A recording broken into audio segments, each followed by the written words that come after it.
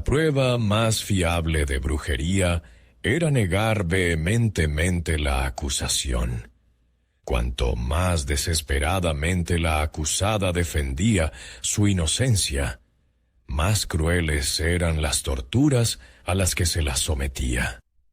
Esta es una paradoja fundamental que rompe cualquier noción moderna de justicia.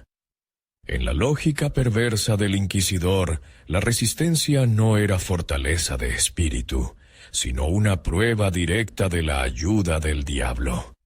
Era él, según su convicción, quien daba a la bruja una fuerza sobrenatural para soportar el dolor y mentir ante el tribunal.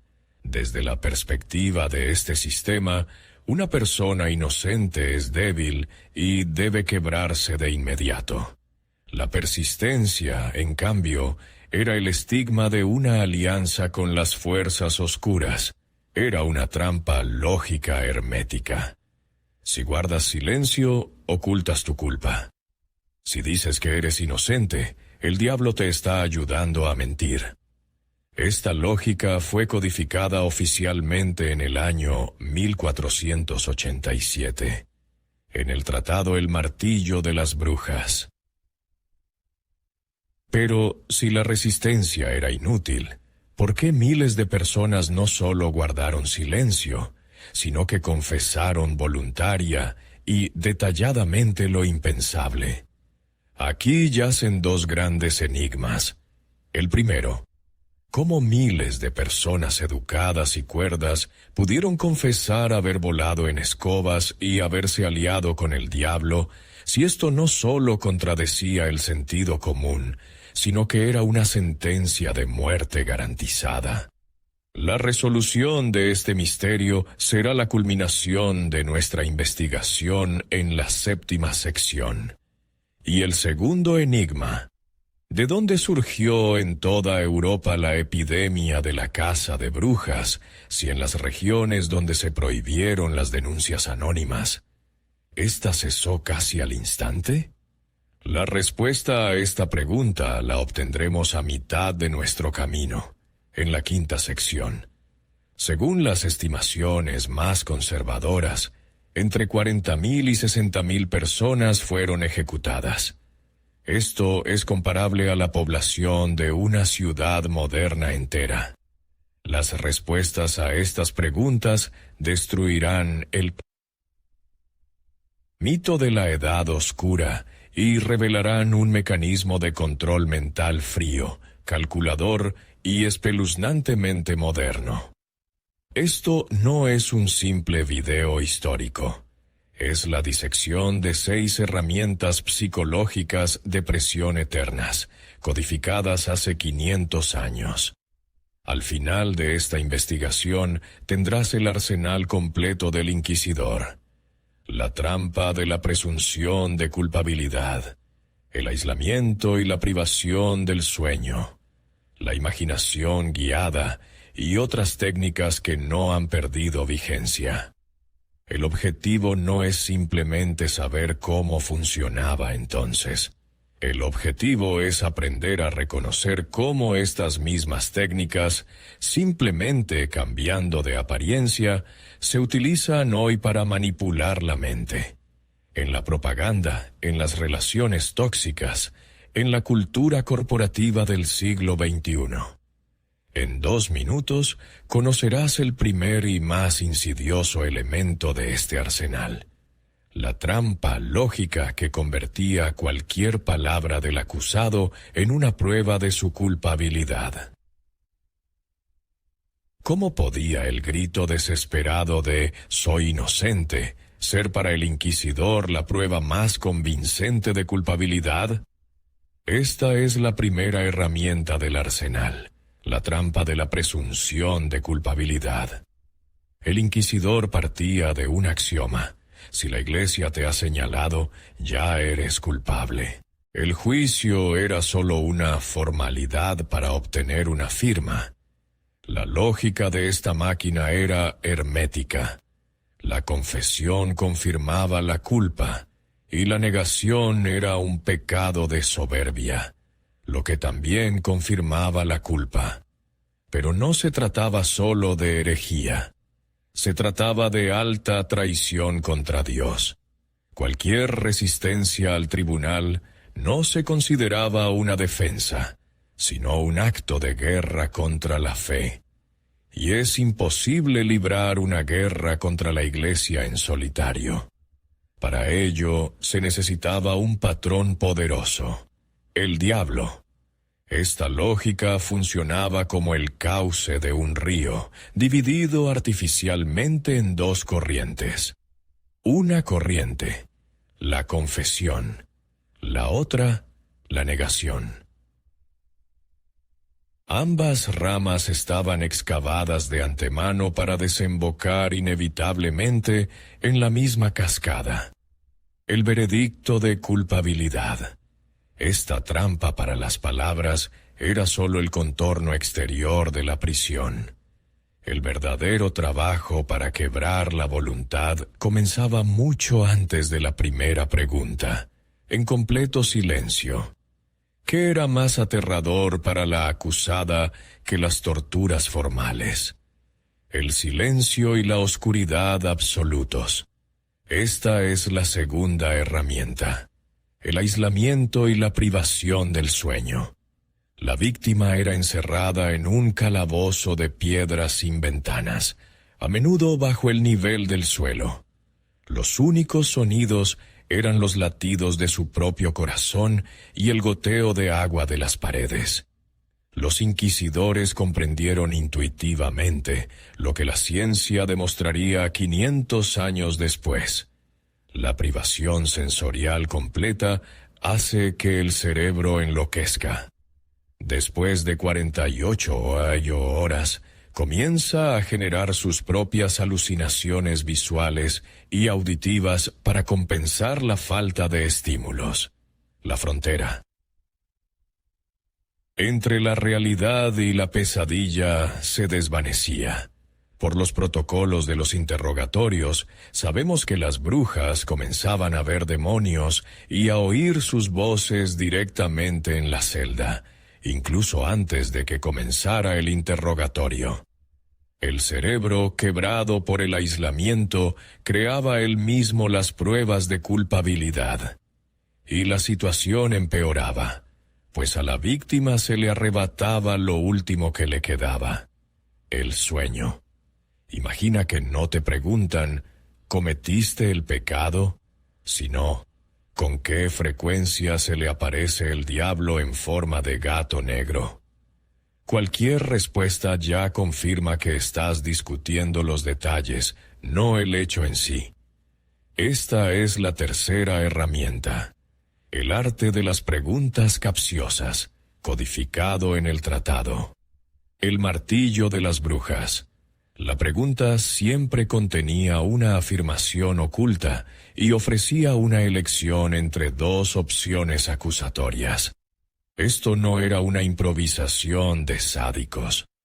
Hasta el año 1669, el martillo de las brujas se reeditó 29 veces, más que cualquier otro texto en Europa, a excepción de la Biblia. Era una tecnología estandarizada y producida en masa. Una pregunta real de un protocolo sonaba así: ¿con qué ungüento untó la escoba antes de volar al Sabbat? ¿El que le dieron en el frasco verde o en el rojo? El cerebro quebrado de la víctima comenzaba a construir los detalles. Pero incluso la mentira más sofisticada necesitaba confirmación. Y para ello el inquisidor utilizaba a los aliados más inesperados. ¿Por qué a los inquisidores les gustaba tanto celebrar procesos públicos, arriesgándose a que alguien defendiera a la acusada? Porque esta era la cuarta herramienta: la presión social y la humillación pública. El inquisidor convocaba a vecinos, amigos e incluso a miembros de la familia para que testificaran. Esto creaba en la víctima un poderoso sentimiento de traición y soledad total. El mundo entero estaba en su contra. Pero los hechos demuestran que en las regiones donde se exigía a los testigos que declararan abiertamente y se responsabilizaran de sus palabras, el número de procesos disminuía drásticamente. El sistema no se sostenía en hechos, sino en el anonimato, el miedo y la oportunidad de saldar cuentas personales. El sistema de acusaciones se extendía por el pueblo como una hiedra venenosa. Una delación se aferraba a otra, utilizando los muros del miedo y la desconfianza hasta envolver a toda la comunidad. El sistema era casi perfecto, pero tenía un defecto. Necesitaba un acto final, la confesión. Y para ello se ideó el truco más cruel del que hablaremos en la 6ª sección. ¿Qué tienen en común una cámara de tortura del siglo XV y un experimento científico moderno de privación sensorial? El resultado en ambos casos es espeluznantemente similar.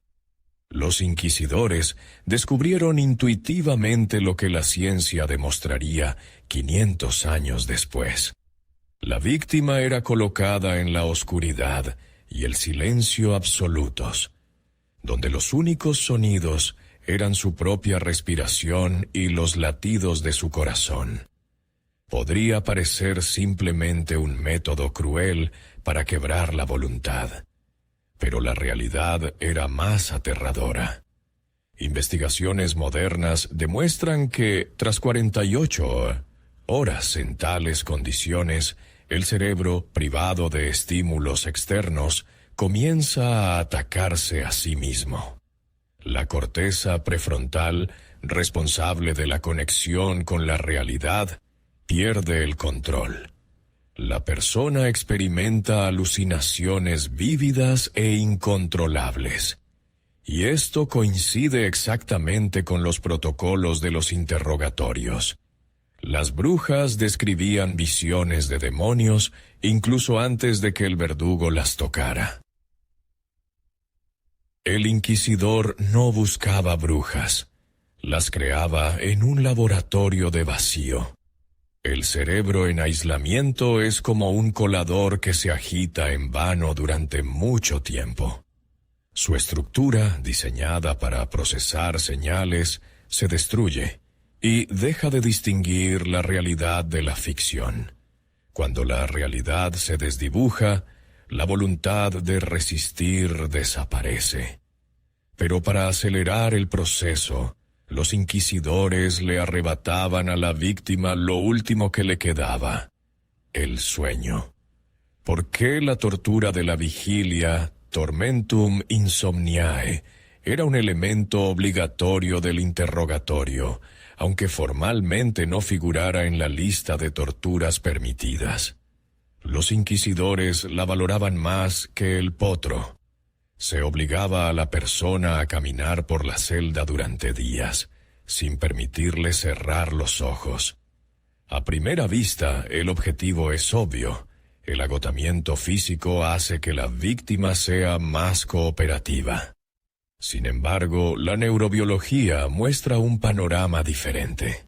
Después de 48 horas sin dormir, las capacidades cognitivas de una persona disminuyen en un 40%, y la corteza prefrontal, nuestro centro de lógica y pensamiento crítico, se desconecta funcionalmente. La persona pierde físicamente la capacidad de distinguir la verdad de la ficción. Por los protocolos, sabemos cómo ciudadanas respetadas, después de 3 días sin dormir, aceptaban las acusaciones más absurdas de volar sobre un macho cabrío, solo para que se les permitiera cerrar los ojos por 1 minuto.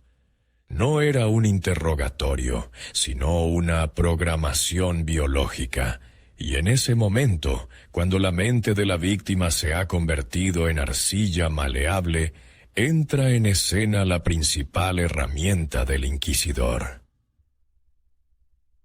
¿Por qué los protocolos de los interrogatorios de brujas de Alemania, Francia e Italia del siglo XVI son similares como si fueran calcados, hasta en las mismas frases? Como si todas hubieran estado realmente en el mismo sabbat. La respuesta apareció en el año 1487, con la publicación del tratado El Martillo de las Brujas. A primera vista, era simplemente un manual jurídico que sistematizaba la caza. Pero las cifras destruyen esta ilusión. El libro se reeditó 29 veces, y se convirtió en el segundo bestseller en Europa después de la Biblia. Se transformó en una ideología viral. No era solo una instrucción, sino un guión detallado para el interrogatorio que unificaba los síntomas y las confesiones en todo el continente. Los autores, Heinrich Kramer y Jacob Sprenger, crearon un virus mental unificado. Las citas de El Martillo de las Brujas sobre la preparación del ungüento volador coinciden literalmente con las confesiones de los protocolos judiciales reales. Los inquisidores no registraban los testimonios, los dictaban. Pero, ¿cómo exactamente estas formulaciones creaban recuerdos de algo que nunca había sucedido? ¿Es posible hacer que un adulto cuerdo recuerde algo que nunca hizo? La respuesta se encuentra en el siguiente elemento del arsenal: el arte de las preguntas capciosas, la tecnología de implantación de falsos recuerdos. El Martillo de las Brujas estaba repleto de instrucciones precisamente sobre esta parte. Y aquí, los inquisidores descubrieron en la práctica lo que la ciencia solo fundamentó teóricamente en el siglo XX. En los experimentos de la psicóloga Elizabeth Loftus, se demostró que la forma en que se formula una pregunta sobre un evento cambia el recuerdo mismo de ese evento. Es el efecto de la desinformación. En la siguiente sección desvelaremos el código lingüístico de El Martillo de las Brujas. Veremos 3 trucos clave que eludían el pensamiento crítico y construían una nueva y aterradora realidad directamente en la cabeza de la víctima. Veremos cómo una simple palabra del inquisidor se volvía más aterradora que cualquier instrumento de tortura. ¿Por qué el inquisidor nunca preguntaba: ¿voló usted al sabbat?, sino que en su lugar planteaba la pregunta: ¿con qué ungüento voló al sabbat? ¿Con el de hierbas o con el de cenizas de bebés? La segunda pregunta es más aterradora porque no deja opción a negar el hecho en sí. Este es el primer truco lingüístico, la presuposición implícita. El hecho acusatorio principal, el vuelo al sabbat, se presenta como algo que se da por sentado. A la víctima solo se le ofrece discutir detalles secundarios. Esto desvía el foco de atención y obliga al cerebro a operar dentro de la realidad impuesta. Esta técnica es atemporal. Se utiliza en marketing. Pagará con tarjeta o en efectivo. Se utiliza en política. Primero te preguntan por el ungüento, luego quién más estaba en el sábado. Después, qué apariencia tenía el diablo. Esta cadena de preguntas construye, paso a paso, todo un universo de falsos recuerdos. Pero, ¿y si la víctima seguía resistiéndose? Entonces el inquisidor usaba su propio entorno en su contra. ¿Cómo podía un simple altercado con un vecino por una gallina que entró en su huerto terminar en una sentencia de muerte en la hoguera? El inquisidor, al llegar a un pueblo, lo primero que reunía no eran brujas, sino rumores. Esta es la cuarta herramienta del arsenal: la presión social. Disputas domésticas, leche agria, muerte del ganado, malas cosechas. Todo esto se convertía en la base para acusaciones sobrenaturales. El sistema se sostenía en el anonimato. Tan pronto como en algunas regiones se exigió a los delatores que se identificaran y se responsabilizaran de sus palabras, el flujo de pruebas se agotó instantáneamente. Esto demuestra que en la base no había eventos reales, sino envidia, enemistad y miedo. En algunos principados alemanes, hasta el 70% de todas las acusaciones comenzaban con denuncias anónimas relacionadas con disputas de propiedad. Estos rumores se presentaban a la víctima. Toda la comunidad testifica en tu contra. Esto creaba un efecto de traición total, haciéndola dudar de su propia cordura. Cuando el mundo entero está en tu contra y tu mente está quebrada, el inquisidor ofrece la última y más insidiosa elección. ¿Podía la Inquisición tener pruebas científicas y objetivas de brujería? Las tenía, pero era la ciencia del engaño. Tomemos la prueba del agua. Se arrojaba a una mujer atada a un río. La lógica era simple. El agua, como elemento puro, no aceptaría a una pecadora, y la bruja flotaría. La inocente, en cambio, se ahogaría. Pero la realidad golpeaba con otro truco: la búsqueda de la marca de la bruja. Cazadores de brujas especializados usaban agujas con una hoja retráctil que se ocultaba en el mango. Al pinchar, la aguja simplemente se introducía en el mango, creando la ilusión de una punción indolora y sin sangre, supuestamente una prueba del estigma del diablo. No era una prueba, sino un truco de magia que garantizaba un resultado del 100%. Estas pruebas no servían para establecer la verdad, sino para crear un espectáculo público que legitimara un veredicto ya dictado.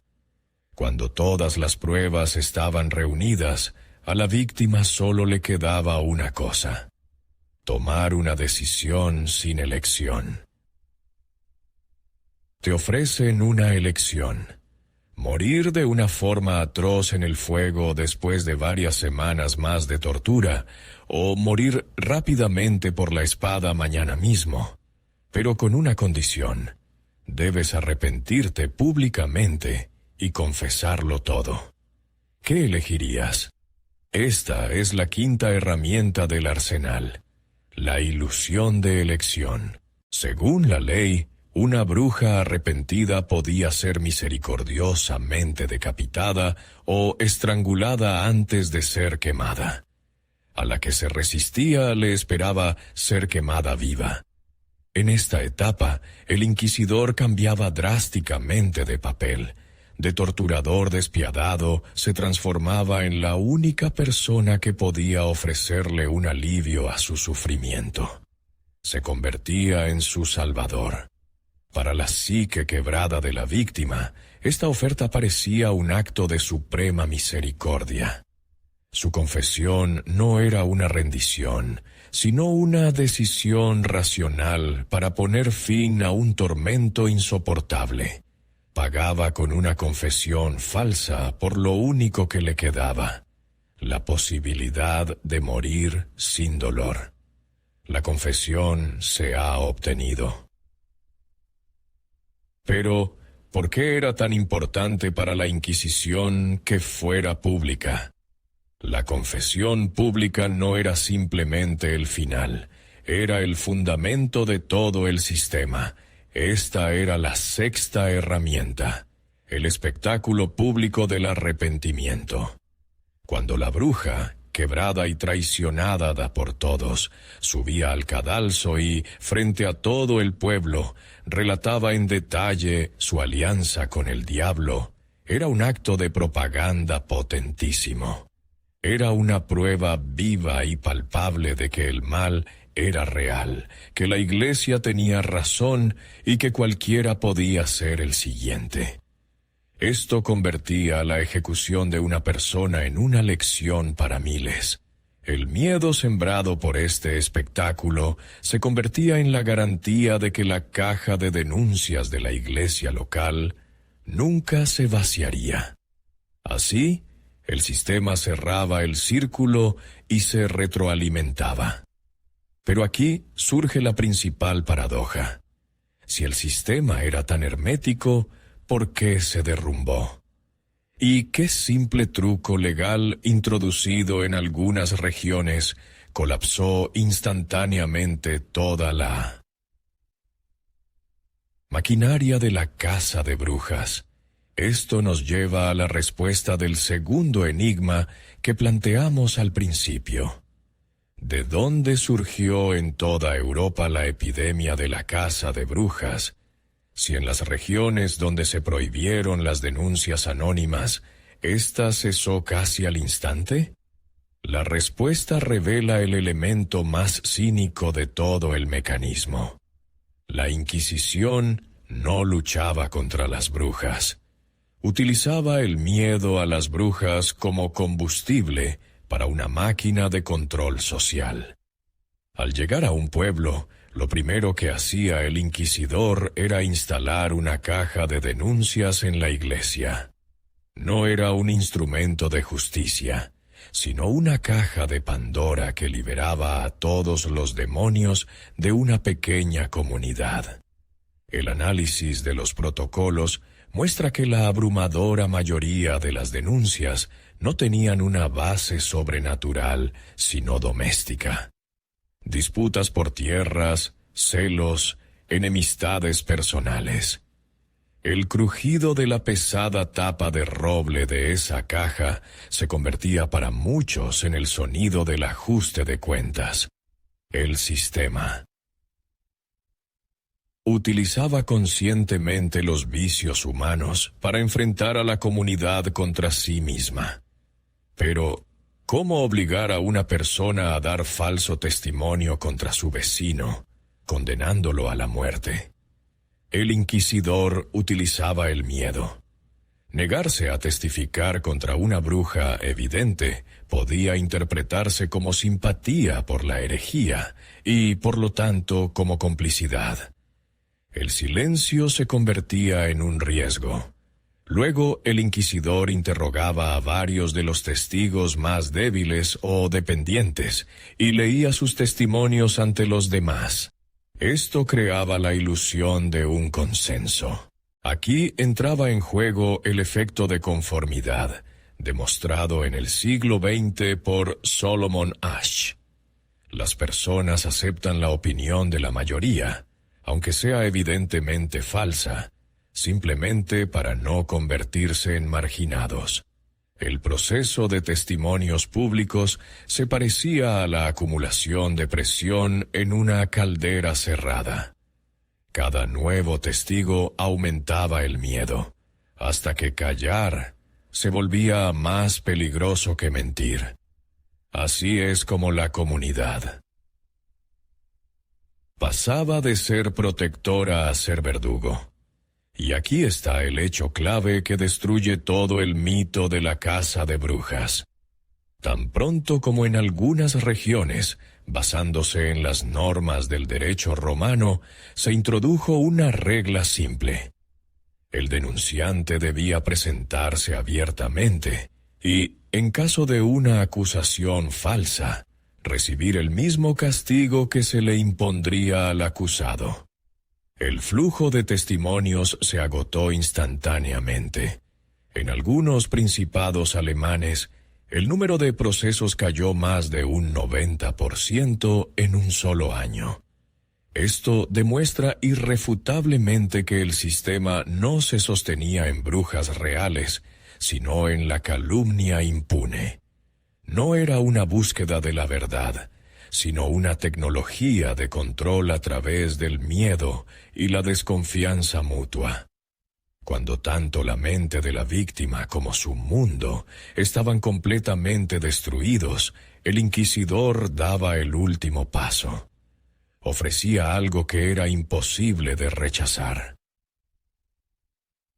¿Cómo pudo suceder que, al final de los crueles interrogatorios, la víctima atormentada y su torturador parecieran casi aliados cerrando un trato? ¿Qué la llevaba a ver a su verdugo como un salvador? La respuesta no está en la teología, sino en la fría psicología. Esta es la quinta herramienta del arsenal: la ilusión de elección. El inquisidor se ofrecía a interceder ante el tribunal para sustituir la atroz quema en vida por una muerte rápida por la espada o el garrote. La única condición para esta misericordia era una confesión completa, sincera y pública. Pero esto es lo que realmente sucedía en la mente de la víctima. Después de semanas de aislamiento y tortura, cuando cualquier resistencia solo intensificaba el dolor, el inquisidor cambiaba de repente de papel. Dejaba de ser la fuente de sufrimiento para convertirse en la única fuente de su cese. Esto provocaba una potente disonancia cognitiva. La confesión dejaba de ser una rendición. Se convertía en una elección racional para poner fin al tormento. En los protocolos judiciales hay casos registrados en los que la acusada, tras confesar, agradecía a los jueces la misericordia concedida. Pero la confesión era solo la mitad del trato. La segunda parte era mucho más importante para el sistema que la propia ejecución. ¿Por qué los que iban a morir no solo confesaban, sino que pronunciaban discursos enteros en el cadalso, advirtiendo a la multitud contra el pecado de la brujería? Esta era la sexta herramienta, el espectáculo del arrepentimiento. La intervención pública era una condición obligatoria e ineludible del trato para una muerte piadosa. Para el inquisidor era crucial que la acusada no subiera a la hoguera en silencio, sino que contara la historia correcta ante cientos de testigos. Sin embargo, los archivos revelan una verdad cínica. El texto del discurso de arrepentimiento a menudo era discutido e incluso editado de antemano por el inquisidor. No era una confesión, sino el ensayo final antes de la gran salida a escena. El inquisidor actuaba como director y la acusada, en el último acto de su vida, como actriz. Este discurso no estaba dirigido a Dios, sino a la multitud. Cada palabra de esa persona quebrada se convertía en un ladrillo en el muro del miedo sobre el que se sostenía el sistema. Precisamente este espectáculo era el objetivo principal de toda la maquinaria. Y ahora entenderemos por qué el sistema estaba dispuesto a pasar meses preparándolo. ¿Por qué razón la Inquisición gastaba enormes recursos y meses en obtener la confesión de una sola mujer, si podía simplemente ejecutar a cualquiera ante la más mínima sospecha? ¿Cuál era el valor de las palabras y no de la propia ejecución? La ejecución sin confesión sería, a los ojos de la sociedad, un simple asesinato y una arbitrariedad. La confesión, en cambio, legitimaba todo el proceso, convirtiendo la ejecución en un acto de justicia. Pero la realidad era mucho más profunda que una simple formalidad jurídica. no era una batalla entre la ley y el criminal, sino una batalla de la ideología contra el libre albedrío del individuo. En esta batalla, la confesión no era una prueba de culpabilidad, sino un acto de completa e incondicional rendición del espíritu humano ante el sistema. Cada arrepentimiento público era un potente acto político. Demostraba a la multitud que el sistema era todopoderoso, su dogma irrefutable y cualquier resistencia inútil. Los protocolos de estas confesiones se leían en las plazas de los mercados de los pueblos vecinos, funcionando como contenido viral medieval. Todas las herramientas han sido aplicadas. La víctima está quebrada y lista para el acto final. Llega el clímax y desvelaremos el mayor engaño que se ocultaba detrás de todo este teatro. Y si les dijéramos que todo este complejo sistema, desde la trampa de la presunción de culpabilidad hasta el espectáculo en el cadalso, servía a un único, pero completamente inesperado, propósito que no tenía relación directa con la salvación del alma. Las 6 herramientas de este arsenal están ahora ante ustedes. Las hemos desglosado, y ahora es el momento de ensamblar este mecanismo. Hasta ahora hemos hablado de religión y justicia. Pero eso era solo una fachada. El verdadero objetivo no estaba relacionado con el diablo, ni con la erradicación del pecado, ni siquiera con la salvación de las almas. Estaba relacionado con el poder, la política y el COI. Control de la conciencia de masas en una era de grandes convulsiones. En la siguiente sección desvelaremos este gran engaño. Conectaremos los 6 elementos del arsenal y veremos cómo trabajaban para el objetivo principal y oculto de la Inquisición. Este descubrimiento cambiará para siempre su visión de toda la historia de la Casa de Brujas. Un hecho que rompe la lógica. Para la Inquisición era más importante la historia de la bruja que su vida. ¿Por qué un sistema que poseía un poder absoluto necesitaba tan desesperadamente las palabras de su víctima? Porque las 6 herramientas no eran torturas separadas, sino una cadena de montaje unificada. La trampa de la presunción de culpabilidad era la captura. El aislamiento, el ablandamiento. Las preguntas capciosas, el moldeado. La presión social, el acabado externo. La ilusión de elección, el ensamblaje final. Y el espectáculo del arrepentimiento, la presentación del producto terminado. Pero aquí reside el gran engaño de esta cadena. De montaje. Su objetivo no era la extracción de la verdad. El inquisidor ya la sabía. Su objetivo era la implantación de la historia deseada. La Inquisición no necesitaba una bruja muerta. Necesitaba una historia viva y hablada de una pecadora arrepentida. Las ejecuciones a veces se posponían si el arrepentimiento de la acusada parecía poco convincente. Y esta historia era la respuesta al principal temor que paralizaba a toda Europa en aquella época. Entonces, ¿por qué miles de personas educadas y cuerdas confesaron voluntariamente su alianza con el diablo y haber volado en escobas, sabiendo que era una sentencia de muerte? Porque en el momento de la confesión ya no eran ellas mismas. La cadena de montaje de 6 herramientas destruía sistemáticamente su voluntad, su pensamiento crítico y la propia estructura de su personalidad. El panorama cambia cuando entendemos cuál era realmente la elección. La víctima no elegía entre la verdad y la mentira. elegía entre dos realidades: la primera, un tormento físico y psicológico interminable en completo aislamiento; la segunda, el cese rápido del sufrimiento a cambio de pronunciar las palabras correctas.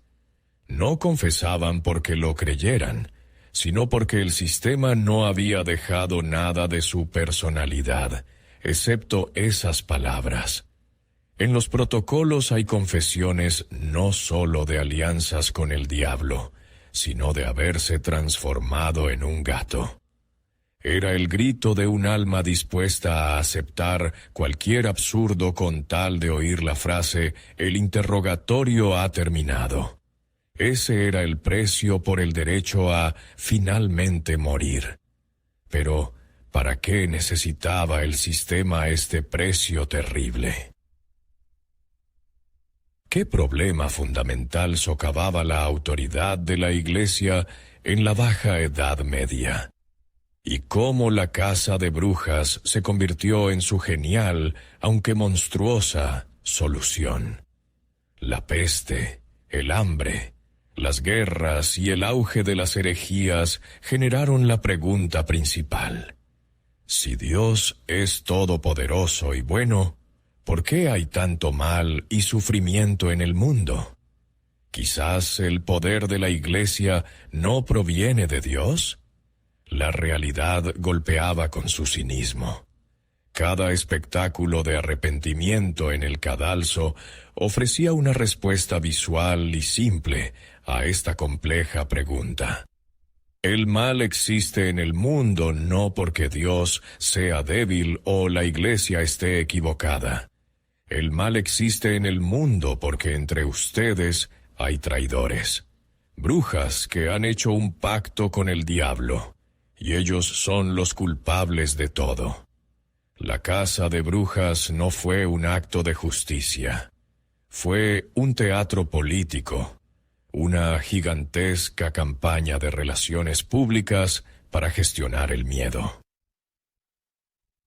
El tratado, El martillo de las brujas, se reeditó 29 veces hasta 1669, convirtiéndose en el producto mediático más exitoso de su tiempo. El sistema funcionaba a la perfección, y lo más aterrador es que su código, sus principios básicos de manipulación, no desaparecieron después de que ardiera la última bruja. Así pues, la maquinaria de la Inquisición fue creada para el control total de la conciencia. Pero, ¿acaso estos trucos medievales están muertos y solo permanecen en las páginas de los libros de historia? Las hogueras se apagaron y las cámaras de tortura se convirtieron en museos, pero el código del inquisidor resultó ser inmortal. Solo han cambiado los decorados y las herramientas, pero no la esencia de la manipulación. Vemos su sombra en al menos 3 fenómenos modernos: en los mecanismos de la propaganda política, en el reclutamiento para cultos destructivos y en las tácticas de abuso psicológico en las relaciones. Para concluir, ensamblaremos este código atemporal del inquisidor. Lo desglosaremos en principios universales y descubrirán con sorpresa la frecuencia con que se encuentran con ellos en su vida, sin siquiera sospecharlo. Este conocimiento es su mejor defensa. ¿Qué sucede si combinamos la trampa de la presunción de culpabilidad y la presión social de la Edad Media con la velocidad de Internet? Obtenemos el tribunal vecinal digital, conocido como la cultura de la cancelación.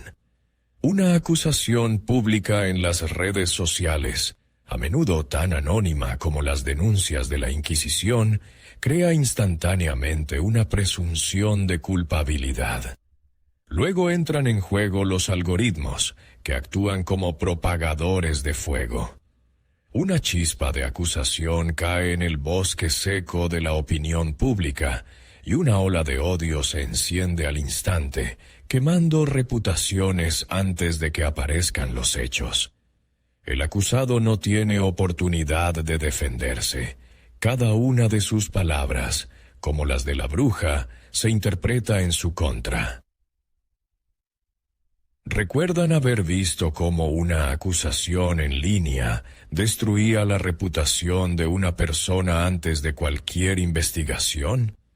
El tribunal vecinal no ha desaparecido. Se ha vuelto digital, global y mucho más rápido. Esa era la presión externa. Pero el código más aterrador del inquisidor funciona desde dentro. Tomemos otros dos elementos, el aislamiento y el arte de las preguntas capciosas. Este es el código universal para reescribir la personalidad que utilizan los cultos destructivos. Primero, se aísla al adepto de su familia y amigos, creando un vacío informativo. Investigaciones psicológicas demuestran que solo 48 horas de aislamiento social y privación de sueño son suficientes para reducir drásticamente el pensamiento crítico. En ese vacío, mediante la repetición de dogmas y preguntas capciosas, como sacadas del martillo de las brujas, se implanta una nueva visión del mundo. El sistema primero destruye la antigua personalidad y luego, sobre sus ruinas, construye una nueva, afín al culto. Si las sectas construyen muros físicos para aislar a las personas, la propaganda moderna ha aprendido a crear muros invisibles directamente en nuestra conciencia. Y aquí entran en juego los dos últimos y más teatrales elementos del arsenal: la ilusión de elección y el espectáculo del arrepentimiento. En la política moderna funcionan a la perfección. La ilusión de elección se manifiesta en la falsa dicotomía: quien no está con nosotros, está contra nosotros. Esta fórmula destruye deliberadamente cualquier matiz, obligando a la sociedad a elegir uno de los dos extremos. El espectáculo del arrepentimiento son las disculpas públicas de políticos o corporaciones después de un escándalo. La mayoría de las veces no es un arrepentimiento sincero, sino un evento de relaciones públicas orquestado, cuyo objetivo es calmar la ola de negatividad y conservar el poder o el capital. Desde la Edad Media hasta nuestros días, el propósito de estas tácticas no ha cambiado. La gestión de la opinión pública. Hemos entendido cómo funciona. Ahora, la pregunta principal: ¿quién o qué representa una mayor amenaza hoy? Hemos desvelado el código psicológico eterno creado para controlar al ser humano. Ahora que lo tienen ante ustedes, queda una última elección. ¿Qué es más peligroso hoy? Por un lado, el fanático. Es el inquisidor moderno, una persona sinceramente convencida de su verdad y dispuesta a usar cualquier método para imponer su ideología. Por otro lado, el sistema. Son los mecanismos impersonales y cínicos, los algoritmos de las redes sociales, la lógica corporativa, la propaganda estatal. Utilizan las mismas herramientas no por fe, sino por un cálculo frío para alcanzar sus objetivos. ¿Qué les parece más aterrador? ¿El fanatismo ciego de un individuo o el cinismo frío de un sistema impersonal? Escriban solo una palabra en los comentarios: fanático o sistema. Su elección de solo una de estas dos palabras mostrará dónde, en su opinión, late hoy el qué. Corazo de la Inquisición.